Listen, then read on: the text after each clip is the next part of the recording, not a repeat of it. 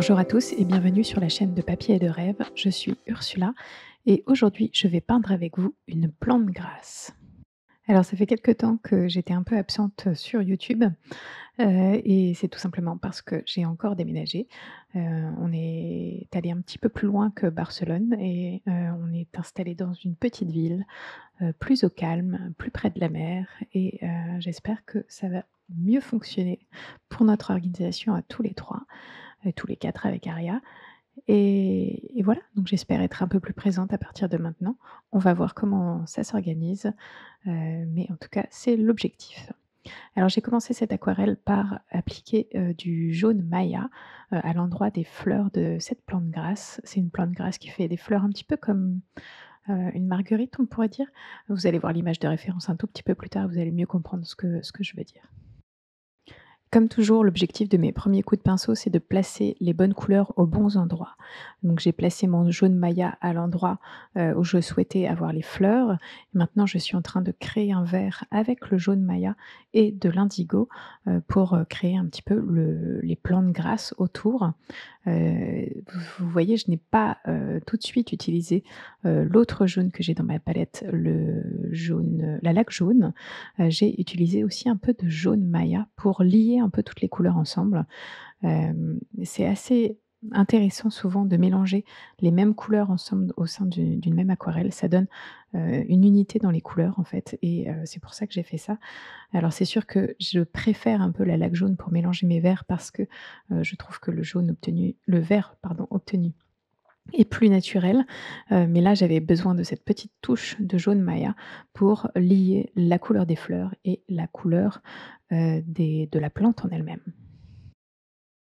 Et comme vous pouvez le voir sur, mon image de référence, c'est une plante grasse, heu, assez simple finalement avec des jolies fleurs, jaunes, un peu comme des marguerites et c'est des petites plantes grasses qui font comme des petits choux, et le bord des feuilles est un tout petit peu plus clair que la feuille en elle-même et c'est ça qui m'intéresse, ce côté un peu graphique, que j'aimerais pouvoir, hem, rendre sur cette aquarelle. Alors j'ai beaucoup d'espace à remplir quelque part parce que, mon cactus ou ma plante grasse plutôt est, relativement petit sur mon image.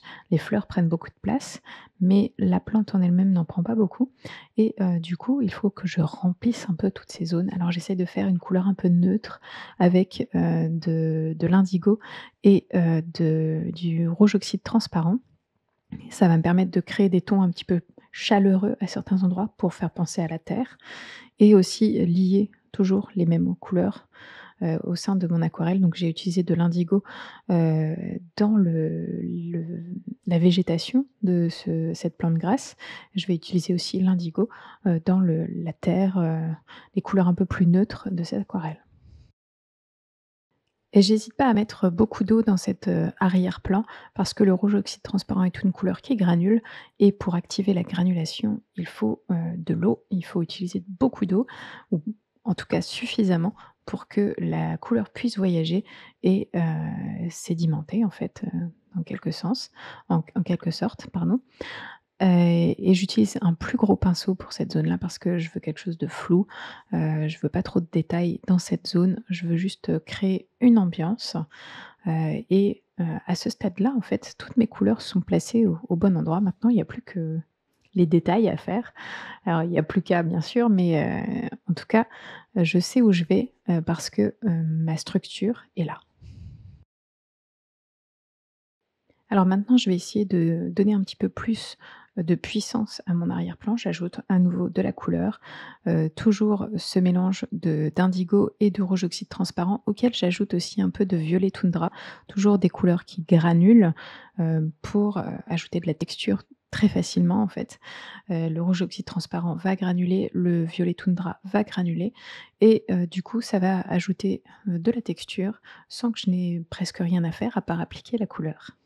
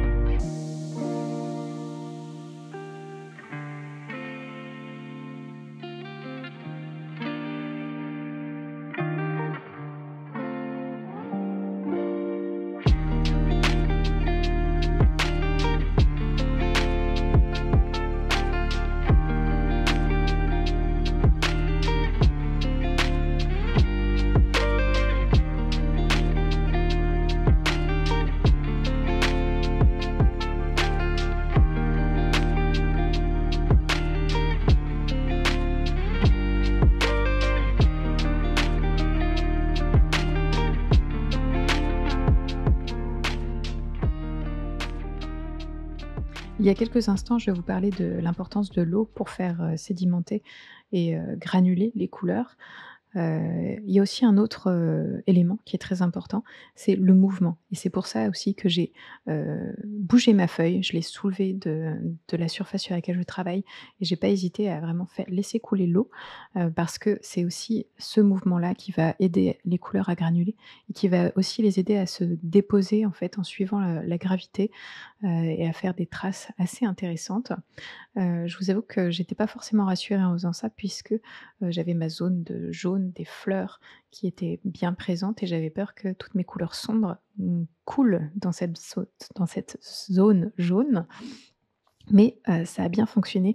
Alors peut-être parce que cette zone-là était un petit peu plus sèche, je n'ai pas eu trop de dégoulinure à cet endroit-là et du coup, mes fleurs sont la zone de mes fleurs est bien préservée et on a des choses intéressantes qui se passent, tout autour. J'ai aussi un petit peu redensifié les zones de végétation et là, je, m'attaque au cœur de ces fleurs et on va leur ajouter un petit peu plus de détails. Alors, je sais pas si vous avez fait attention, mais j'ai fait un mouvement assez particulier avec mon pinceau juste à l'instant. C'est une petite astuce pour, créer des ronds avec un pinceau. Il suffit d'écraser son pinceau sur le papier et de le faire tourner et les poils vont tourner, vont créer un rond plutôt régulier et c'est ce qui m'intéresse ici. Ça me permet de créer le centre de mes fleurs très facilement. Alors pour réaliser, ce cœur, j'ai utilisé, le jaune Maya que j'ai utilisé au début, mais j'y ai ajouté aussi un peu de or rouge aussi pour lui donner une teinte un petit peu plus orangée. C'est une teinte qui reste quand même vers l'orange et pas vers le rouge rouge, hein, même malgré son nom. Et ça me permet juste d'ajouter un peu de chaleur, un peu, de densité en fait dans cette zone et de faire comprendre qu'il y a vraiment ce cœur de fleurs et les petits pétales qui en partent. Alors pour les pétales, j'ai bien fait attention à garder beaucoup plus de jaune Maya, que de or rouge aussi, voire pas du tout de or rouge aussi, ce qui me permet d'avoir un petit contraste avec le cœur et que ce soit intéressant. Mais vous voyez comme quand mon pinceau touche le centre, il va tirer un petit peu de cette couleur, vers les pétales et ça va donner un léger dégradé, heu, presque naturel en fait.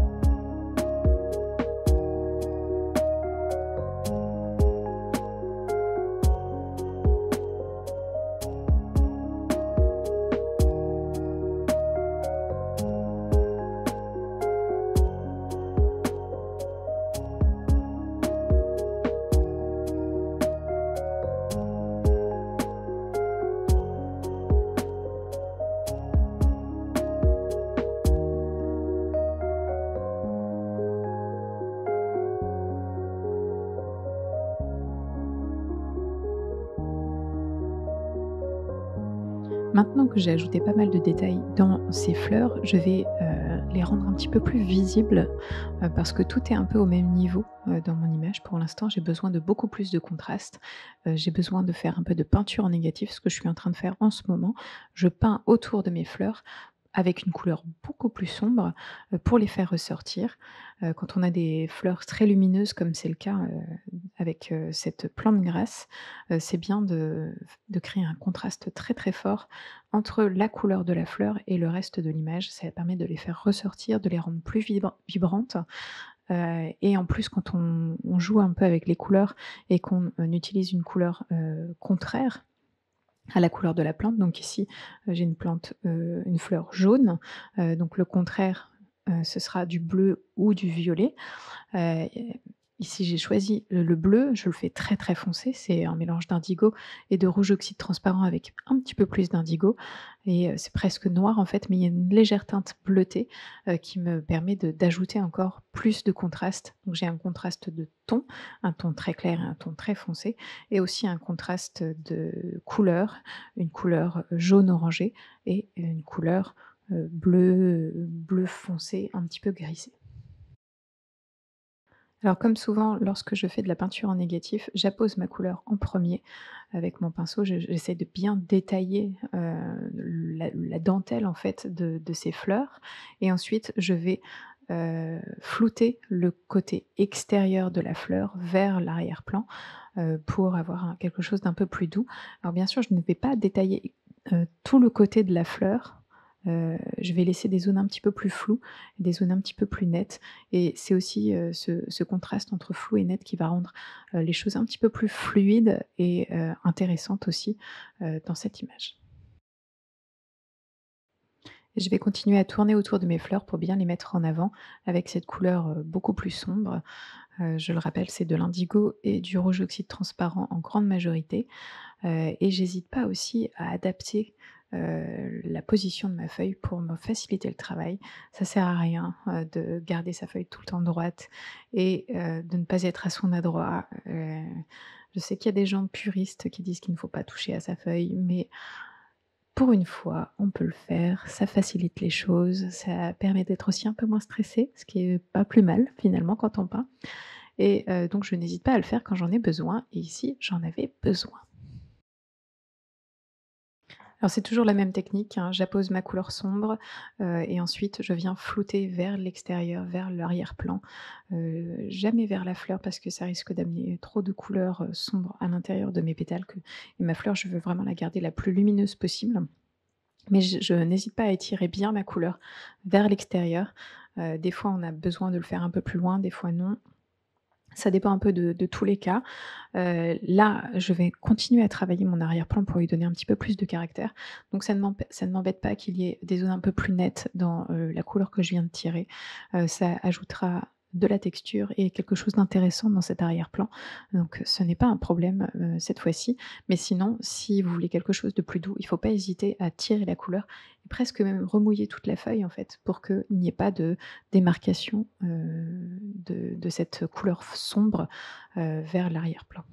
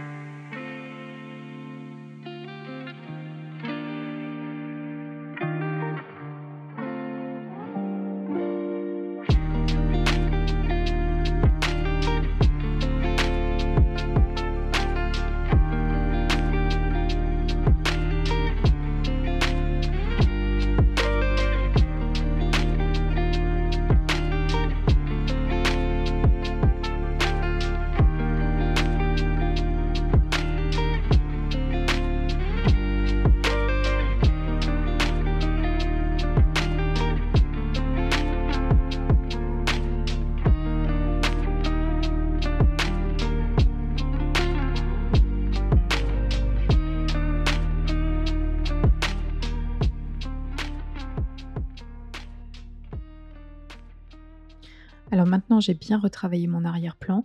J'ai aussi, mis un peu en évidence certains bouquets de cette plante grasse.